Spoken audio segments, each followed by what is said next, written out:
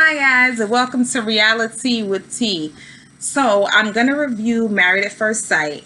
Here's the thing. I watched the whole episode a few days ago. I think it was on Wednesday, and I did not take notes again. So the last show I did, I lost my notes, and this one I didn't take notes, and I plan to go back and at least get a little outline, but I didn't get to do that. So what I'm gonna do, I have all of my couples listed, so I'm just gonna talk about briefly. This isn't gonna be that long. Just something that stood out to me about each of them. And then you guys add or ask whatever else, and we'll talk in the comments. But Amelia and Bennett, so nothing really stood out to me. I know they did, like, the experts keep giving these exercises where they have to answer questions and stuff, and this episode was more about sex and intimacy. And I remember them touching heads and kind of talking about what made them feel close to each other and the whole thing. And I think that Amelia and Bennett are great, and they'll probably end up great. The only thing is that Amelia's residency, I guess the results of where she's going to be is going to come in a week. And so it's going to be a short amount of time for Bennett to figure out, is he going to move with her? Is it going to be far? I guess it depends on where. I think it's a lot to ask for him to have known her for 3 weeks and to give up his entire life in New Orleans for what may be love or what may be a honeymoon phase. You never know. He owns a theater, I believe, or theater company in New Orleans, and she so I think it's a lot, but we would like to see them together. I hope that it works, but we have to see where that goes. So Amani and Woody, we love them also. They talk about sex positions, they talk about different things that they like when they're in the sack and all that kind of stuff, and I think that they're great. I think they talked about getting a dog, and Woody is like, hell no, you know what I mean?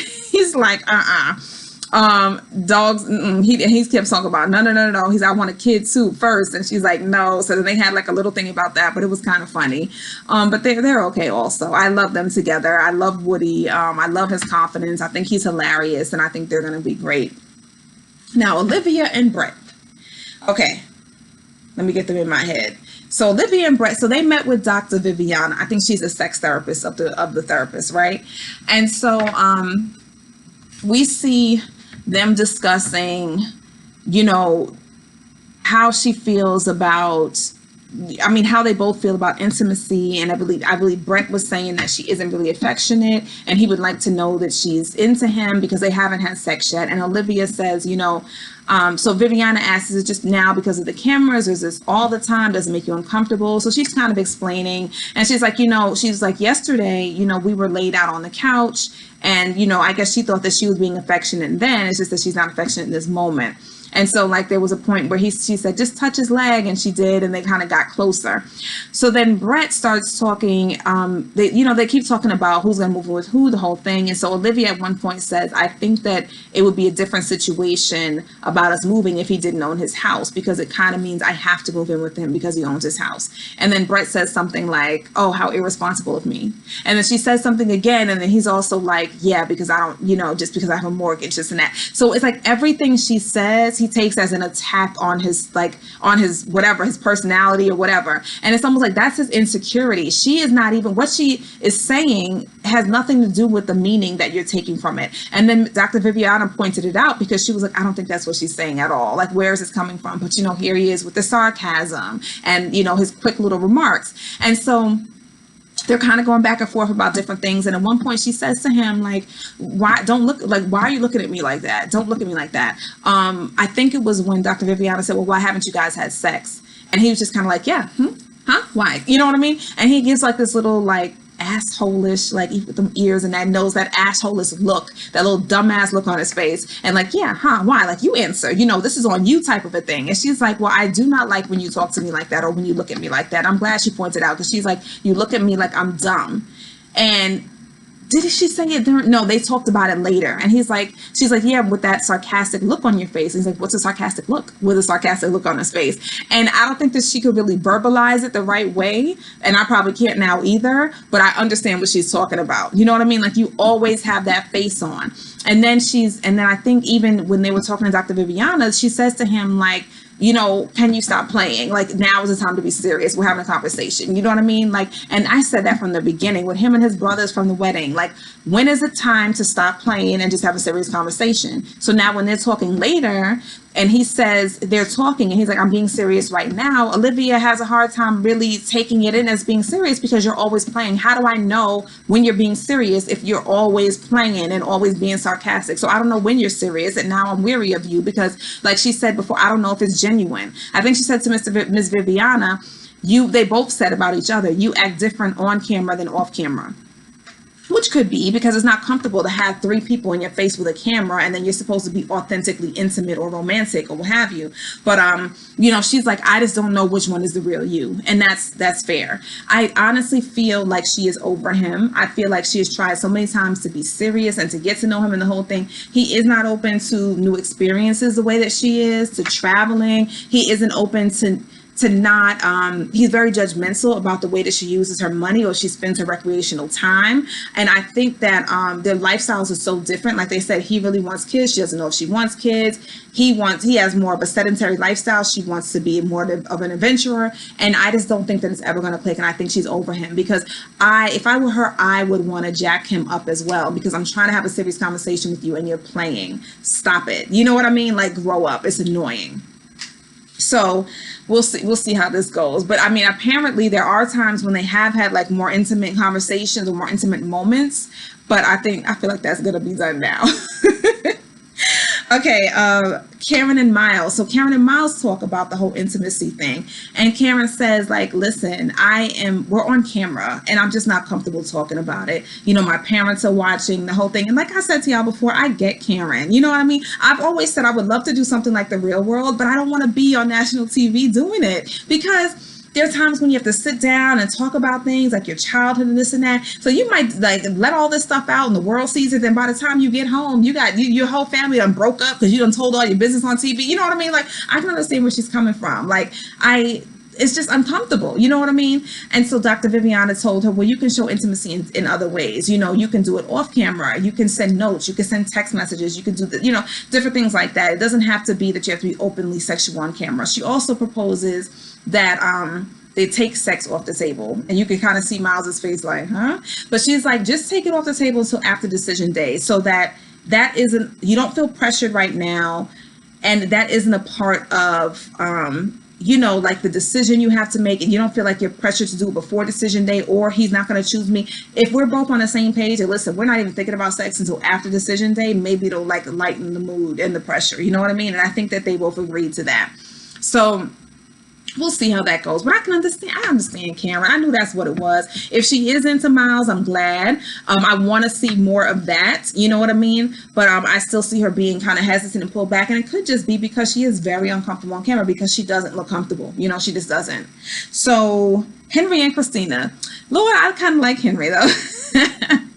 This episode, we see more of his personality, right? Because they sat with Dr. Viviana, and then, Christina's sitting there with her horny ass talking about, intimacy. I'm never gonna initiate. The ball's gonna be in his court. Then you see Henry like, it was so.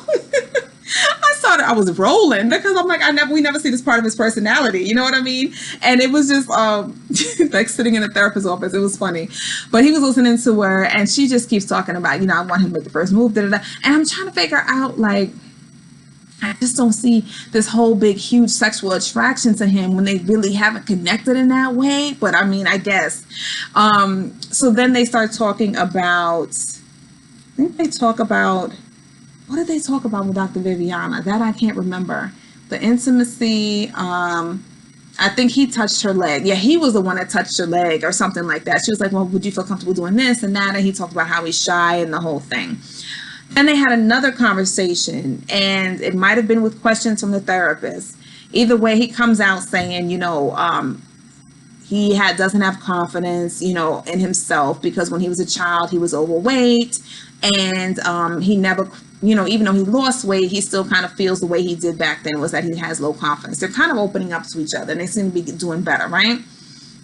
Now, the way that Christina responds is, Okay, but I don't understand why that would still be an issue for you. I mean, I feel like you should be over it. I could help you get over it, type of a thing.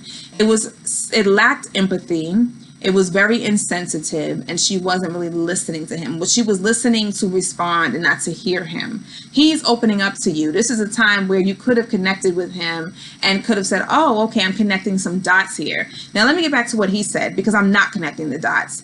I don't think that his lack of confidence or whatever it is just from him being overweight. I didn't get that from him at all. You know what I mean? Like, there's obviously more there going on that we don't know about. So, okay, either way, it's Christina's turn. And, you know, she said, I think he asked, what is a deal breaker for you? And she says, a lack of confidence. So the first thing I was thinking was, she said that to get back at him because last week he said his deal breaker was her impatience. So maybe she's just trying to get back at him, knowing that I'm going to pick something that I know he is insecure about to get back at him. And then I'm like, and so the way he responded, you know, he was just kind of like, okay, you know what I mean? And then I think that he ended up talking to Bennett about it, and Bennett gave a great response. I really like Bennett and Amelia, because when couples come to them, like even when Karen came to Amelia about Miles, and she was like, I think he really likes you.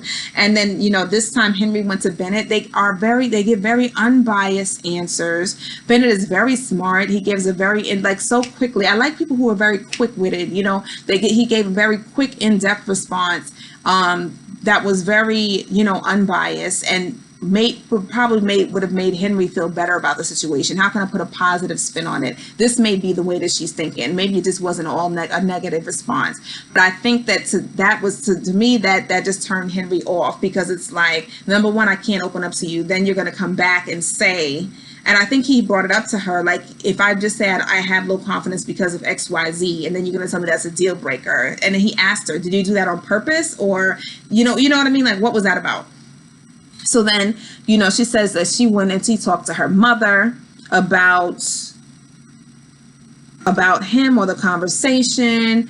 And they're both thinking that there's something deeper going on with him than just being a big kid and all that stuff. And I think what she's trying to allude to or trying to push out of him is basically his condition. Because, you know, when you look at his stature, you look at his twitching and things like that, there may be something else going on with him. Is he on the autism spectrum? Does he have Tourette's? Does he have a certain, like, what is it? You know what I mean? And I think that's what she's alluding to, because she's like, there's something deeper. There's something more to, you know, your confidence being low.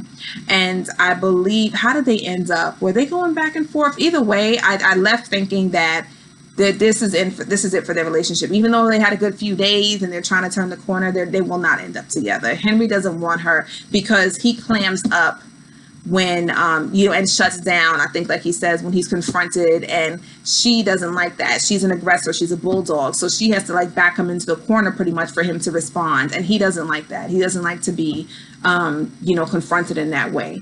And I think, and what he is calling impatience again is the rudeness. And you know, and I think he did use that word with Bennett? He used it at some point, but I think it's over for them. I'm just still trying to figure out why Christina is so damn horny, and y'all don't have a connection, I guess. But I did like Henry, because it was like two scenes in this show where he kind of showed more of his personality. I thought it was kind of funny, but I do like how he's bringing it back up to her and standing up for himself more. And then lastly, there is we said Miles and Karen, Harry, Christina, Olivia, Brett, Amani and Woody, and Amelia and Bennett. I think that's it. Now, I'll have to look at the episode again and see if there's anything else major that I missed, and there probably is, because my memory is horrible. I have so much going on right now. But you guys write to me in the comments and let me know what I missed, and we can talk about it, okay? I will see you again next week, and I will keep my notes so I can keep a sequence of what's going on, okay? Like, comment, subscribe, and I will see you next week. Bye-bye.